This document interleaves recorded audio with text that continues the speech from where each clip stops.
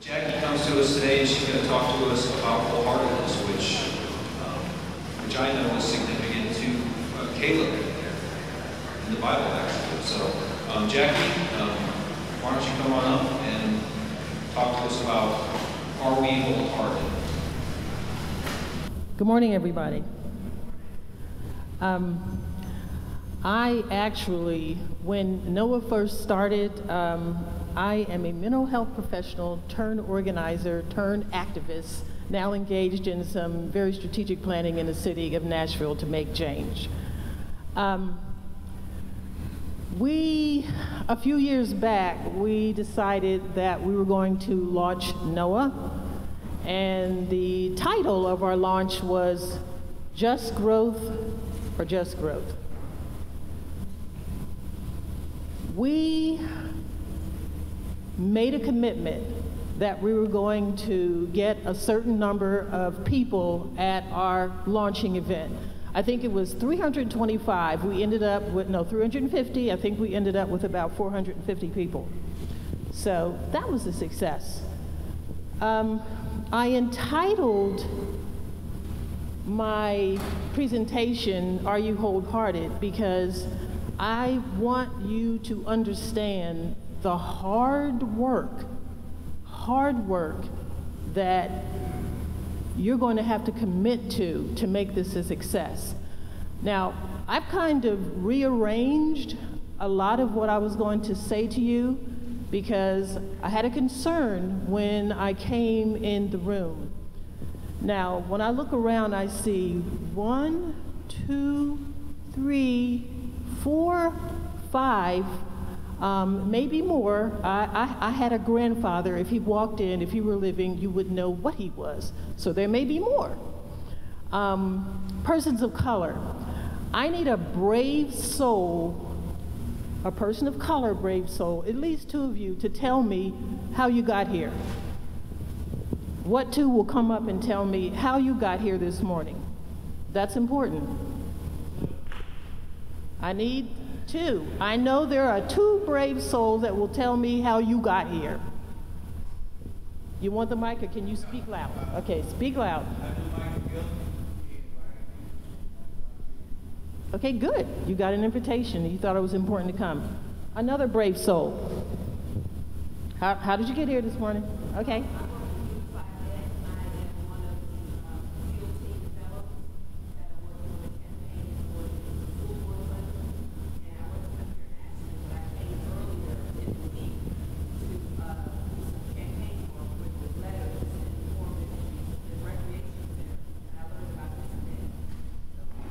Good. Well, I'm glad you're here. I'm glad you're all here. As an activist, one of the things I've found out to be an asset to my work is brutal honesty. If you're serious about the work that you do in community, you have to learn to be candid.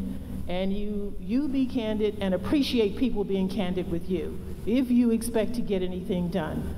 Right now, I'm on a tour around the state of Tennessee, and my intention in 18 months is to cover all 95 counties.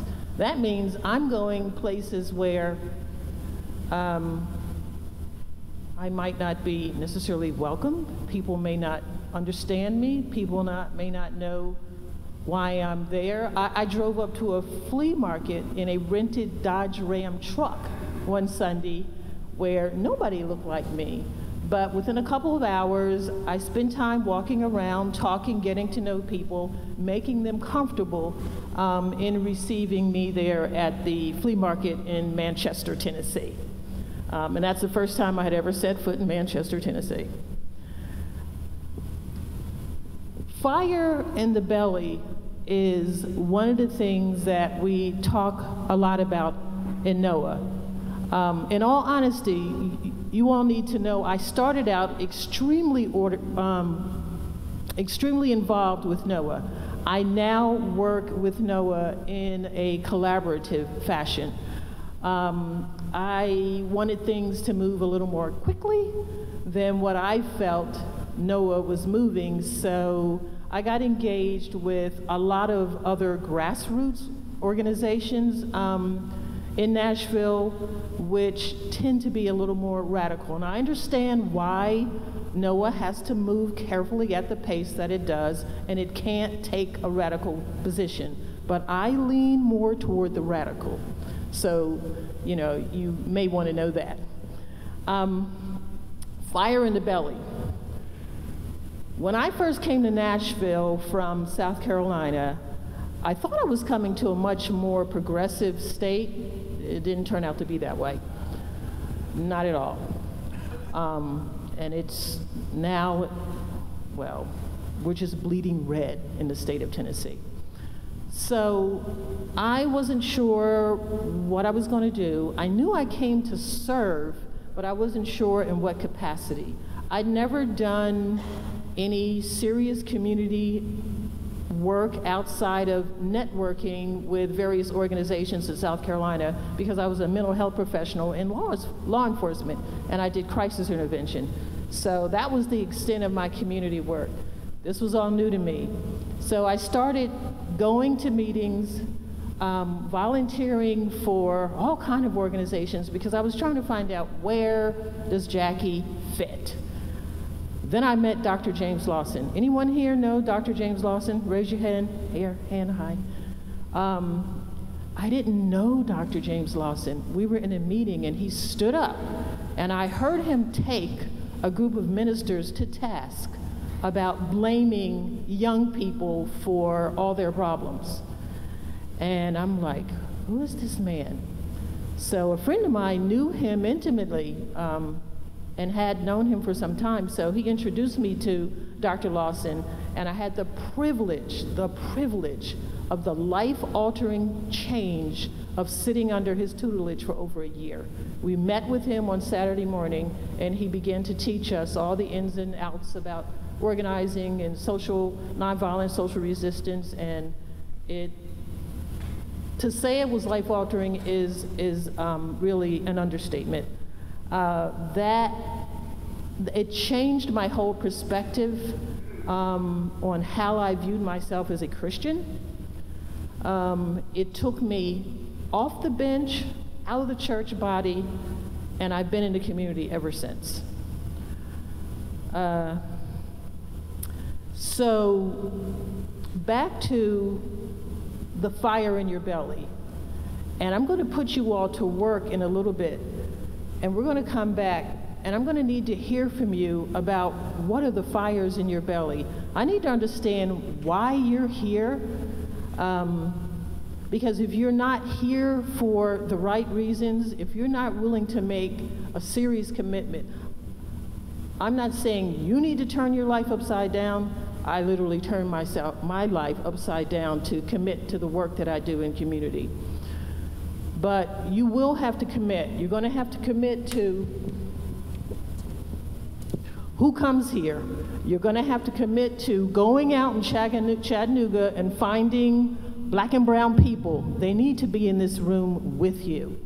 A lot of the work that you're going to be doing will be doing to make significant changes in their lives. And in the process, it will change your life for the better, every last one of you. So that's the first commitment you're going to have to make. You're going to have to fill up this room. One of the things we had to do, and we're getting ready to have another meeting June the 3rd, and Mike Hodge is the lead organizer with NOAA. We had a meeting and everyone had to say how many people you're going to bring from your organization. I'm the board chair of Tennessee Alliance for Progress. We're a small group, and we just committed to 2, but I didn't know who the 2 were. So I got a call from someone, Mike is harassing me, you know, we've committed to 2 people, who are they? So I identified 2 people, contacted Mike, and promised him that our organization would have 2 people there. But that's the kind of commitment that you're going to have to make if you intend to grow Caleb. Local people will get together with you who have the same concerns that you have and are willing to make a long-haul commitment to making change. Now, I found it very interesting that you all chose Caleb as your name. Can anybody tell me why Caleb? How you all got to the name Caleb? Anybody here? Somebody has to know why you're Caleb. You do?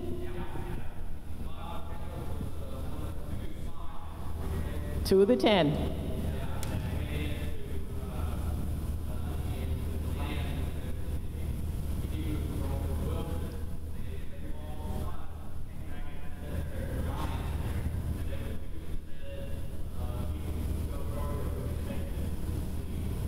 Right. Caleb had a fire in his belly. Why did Caleb have a fire in his belly? Because he understood his mission, he knew the source of his power, and he knew that he would be successful. Now, a lot of people came back with different stories, and there were some consequences, 40 more years, because there were so many naysayers. You in here, I'm assuming you all are committed to Caleb. I hope that you understand and have decided what is the source of your power, your strength, so that you can endure for the long haul. Now, I put a sheet of paper at the head of each table. I think this last table over here, I think yours are at the back, and you're gonna have to start this way. I did a lot of research before I came to you this morning. I've actually been coming back and forth to Chattanooga because I'm doing listening sessions. My last trip here was at an IEBW. I am a huge supporter of labor unions. I work very closely with labor unions in Nashville. I think they are an integral part, along with other nonprofits and faith-based organizations, and making the kind of changes that we need to see, not just in Tennessee, but across this nation. So I hope to see unions become much more powerful in the near future than the way they once were. What I need for you all to do is count off in numbers of 4. I don't want more than 4 people in a group. So start at this table and count off in 4s. I need for you to read this article together. It's not that long. I don't want anyone to read more than 2 paragraphs, because you all will disconnect and fade away and not pay attention. It won't take you but a few minutes to read it. When you read it, I want you to be quiet for at least 30 seconds, because I want you to take in what you've read. And we're going to come back together, and we're going to talk about why you're here and what are the fires in your belly, because that's the only thing that's going to make you get out there in community and do the work that you need to do to make Chattanooga a better place. Pay attention to what you read and pick out the things that you feel are most important to address here in your great city of Chattanooga. And this is an amazing city. I used to come through Chattanooga on my way to South Carolina or to Atlanta. I went to college in Huntsville, Alabama, so we would come up once in a blue moon, and I lived in Memphis, so a lot of times I was headed to South Carolina. My family moved from South Carolina to Memphis, so I was always back and forth, you know, on 40 and 24. Surprisingly enough, when I started coming back to Chattanooga this past year, I was pleasantly surprised. It's not a place that I want to pass through. It's now a place that I enjoy stopping. I'm an artsy person, so I do appreciate all the artsy-fartsy things that you have going on here in Chattanooga. It very much appeals to me as an artist. But count off 4s, no more than 4 if possible. Read front and back. Pause for a good 30 seconds. I just want you to process the information. And then we're going to begin to talk about what you read and what the fires in your belly are. Thank you. 1, 2, 3, 4, no more than 4.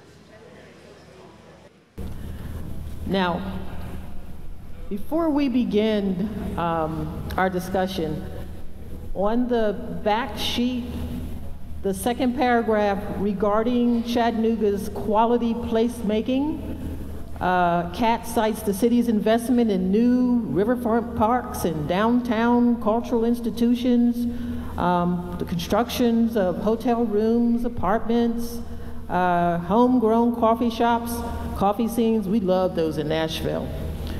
Now, one of the things that I love about your city, when I do come, I wander around all those places. I usually stay in a little hostel. I forget the name of it. And I stay there because I can walk to a lot of things that I want to see. But you know what I never see? Black folk. They're nowhere to be found. Almost everywhere I go, I have to go hunt them. I have to intentionally, deliberately go drive and find black people. That's a problem. That's a problem. Because I know that there are plenty of black folks who would love to enjoy and take in and appreciate all the art and the good food and all the things that I enjoy when I come to Chattanooga. Quality placemaking. Who knows what placemaking is? Placemaking, anyone? We've done a lot of placemaking in Nashville, and clearly you've done some placemaking here in Chattanooga. Placemaking. Placemaking is both a process and tool by which we collectively design and manage elements of the public realm. Markets, waterfronts, squares, streets, parks, neighborhoods, downtowns, etc., to create places that are appealing, accessible, comfortable, and support social activity. So placemaking is a very intentional thing, but it's being done in potential places, and it's only involving and including and being made for certain people. It is what it is, folks. Now, as I said earlier, if you're going to take this work serious, if you really want to make change in your city, we got to get brutally honest about what goes on, not just here, but it's going on across the country. You're going to have to bring people to the table that don't look like you, that maybe have not had my experiences and my privileges, and I've had a lot. I've raised 5 adult children who have enormous privilege. We've got to bring everybody to the table to do a good work that needs to be done across this city. So what I want to hear from you, what are some of the things that stood out, disturbed you, pissed you off, surprised you? I need brave souls. Who's on a brave soul? What's your name? Jonas? Okay. I work at Unified that is focused on teachers and particularly in activities that are based in something I'm struggling with is, as a white person who cares about these things and is trying to be anti-racist, but how do I fit into that? Like, how do I create this space? I think you're absolutely right. You go to certain parts of this town, you don't see African Americans walking around, right? But I want to also be a place to enjoy this part of the town, right? Without sort of being guilty about it or about saying I'm not going to go. So I don't really have a question there other than to say, what's your perspective on how white allies can actively engage in this in a way that maybe people outside of the group who aren't as strong as the popular concerns could also get on with? Well, first, one of the first things you're going to have to do is go get some more people, so you can be a white ally with them. You need to be in conversation. You need to be comfortable going into certain communities. I don't say necessarily go by yourself. I know I go far more places by myself than my children wish I did, didn't do, but I do. I spent 6 months with a backpack walking probably one of the roughest neighborhoods.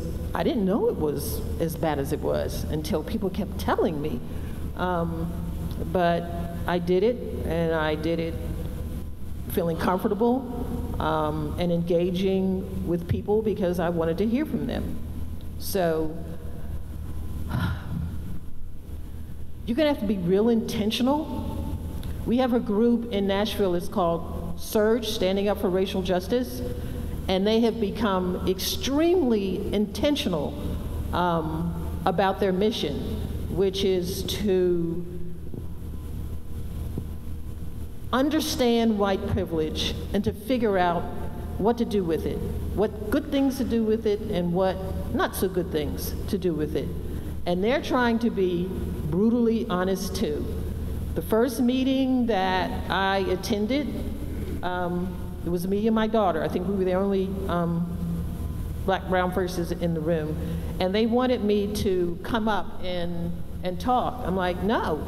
I said, I'm here to listen, but this is something you gotta work on. You have to decide how you're going to negotiate white privilege, which is a real thing in America. I can't tell you. You all have gotta get together and sit down and have honest conversations and figure out, what are you gonna do with this? What are you gonna do with this? I can't tell you that.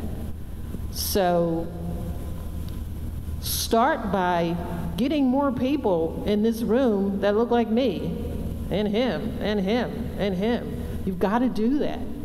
And you've got to do that and be comfortable with it. And you've got to know that you're going to fight for some things and some concerns and issues that don't have anything to do with you. They're not necessarily touching your life, but they are touching your life, just in an indirect manner. Okay, what else stood out? Yes, sir. That's our PhD in the room. Yeah. I went to grade school in 1948, and in another classroom, our classroom was integrated, in another classroom, fell in Sunday best all about the old Pittsburgh.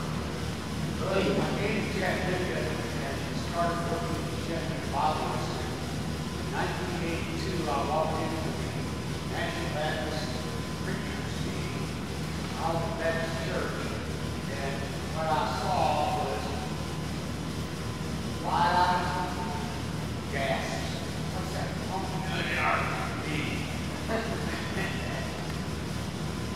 Since then, I've worked with ministers mostly, but also with trying to get people across the aisle. White people have so little understanding of their precious. Dr. Sitting in the meeting, watching African American ministers. He couldn't believe what stuff like that just said about them.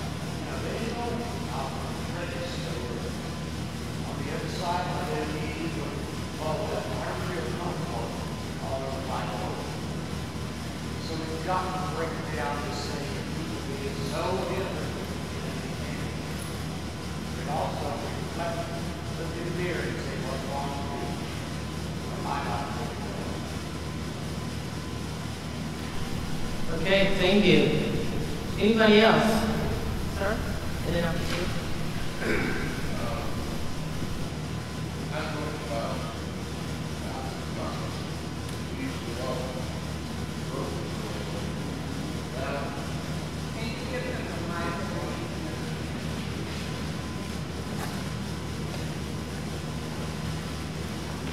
Grew up 5 or 6 blocks from here.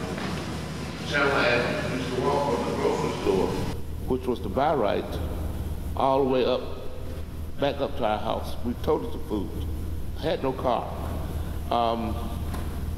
Born and raised out here.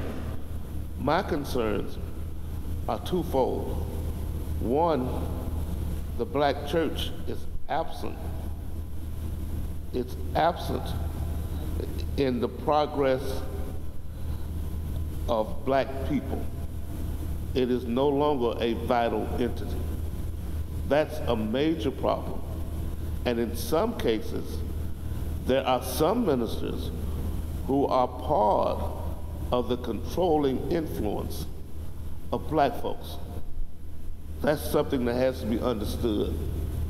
I was at a school board meeting Thursday, and I was real disturbed when all of a sudden the state of Tennessee is going to now provide educational means for poor black kids. The 5 black failing schools are going to be taken over by the state of Tennessee. Or, and this is the or, if the school board does not relinquish the authority, then the education commissioner says, we're going to go back and we're going to vote in a law. We're going to change the law, but we can take control over them anyway. Even though after 2018, they won't be there. They're going to spend $1 million for planning. $1 million. They have no concept about poor black children. Even the school president, I'll get out, the school board chairman says, well, we put 4 additional assistant principals, 2 additional assistant principals. We've got 2 guidance counselors at Brainerd, but they haven't dealt with the problem. It's not that the kids can't learn, it's what's impeding the process of learning.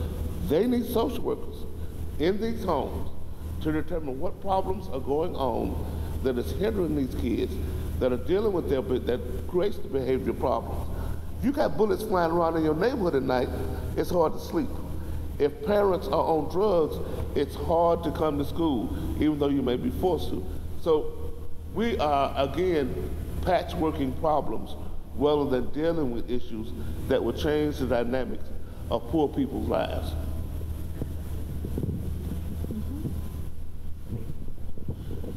I'm Haley Kiesler. I just moved back to Chattanooga after spending a year in Atlanta for college, and I'll admit that I'm not as educated as I am about the Chattanooga community as I am Atlanta, but Atlanta is experiencing horrible rates of gentrification, just as we're seeing in Chattanooga.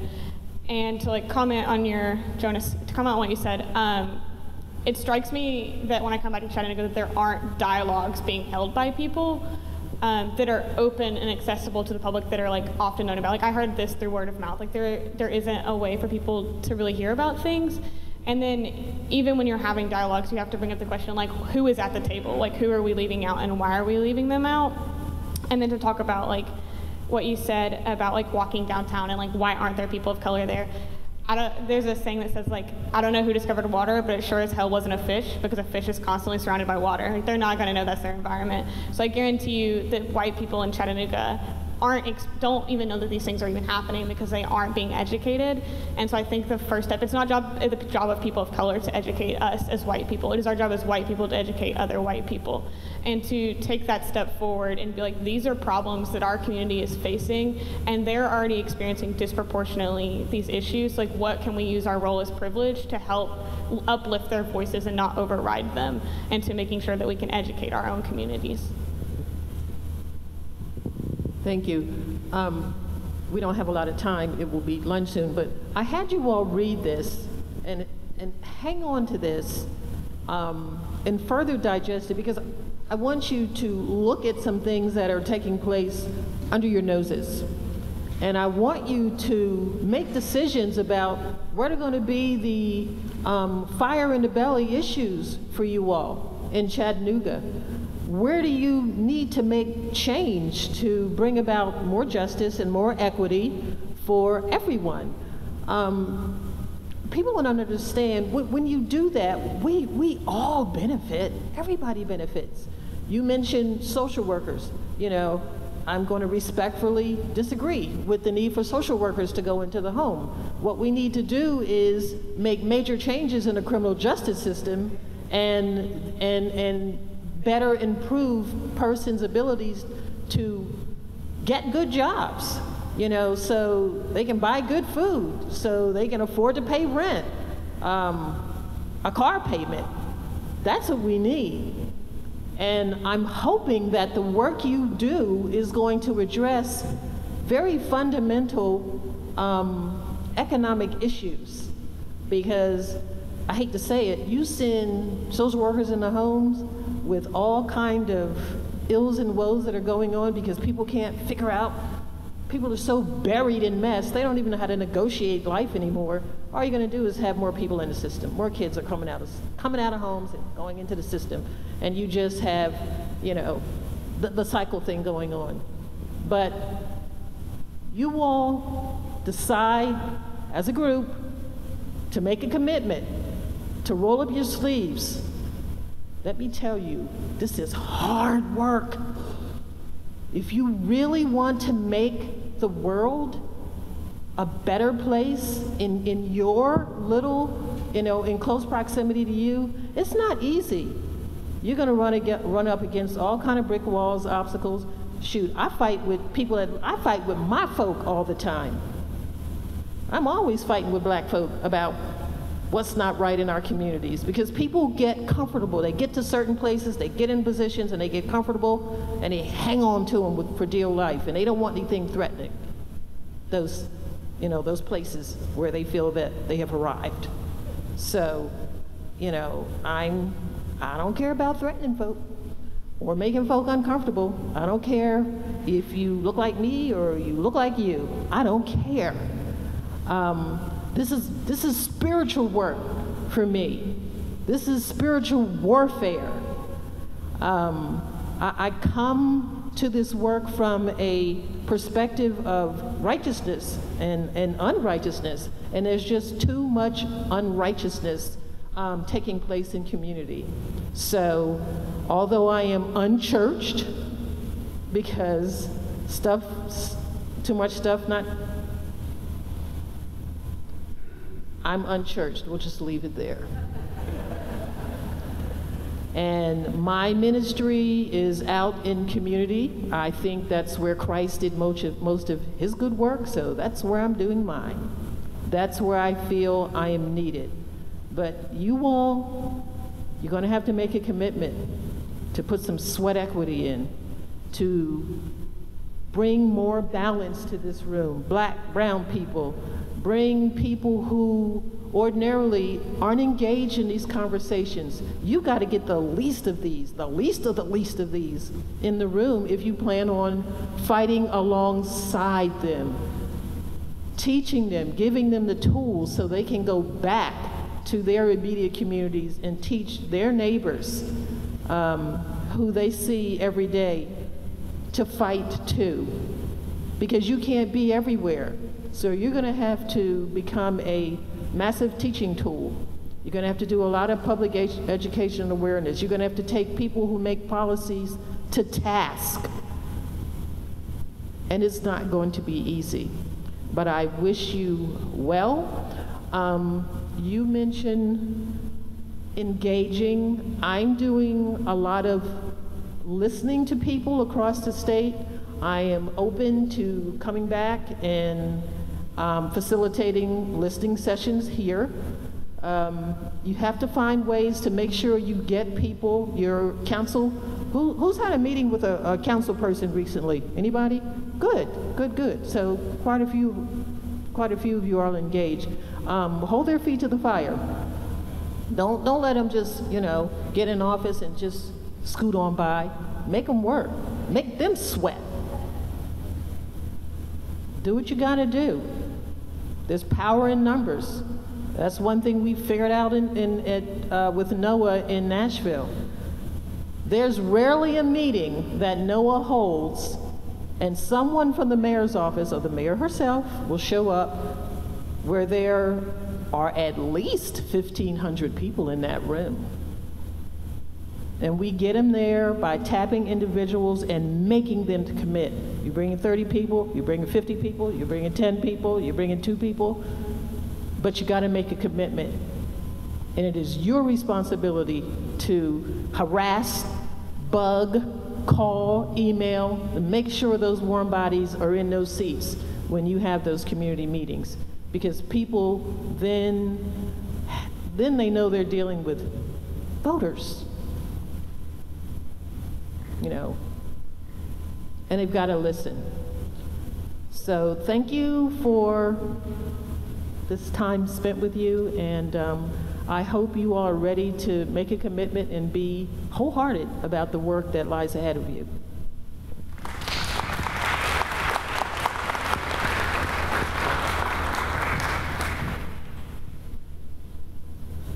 Let's give Ms. Sims another round of applause.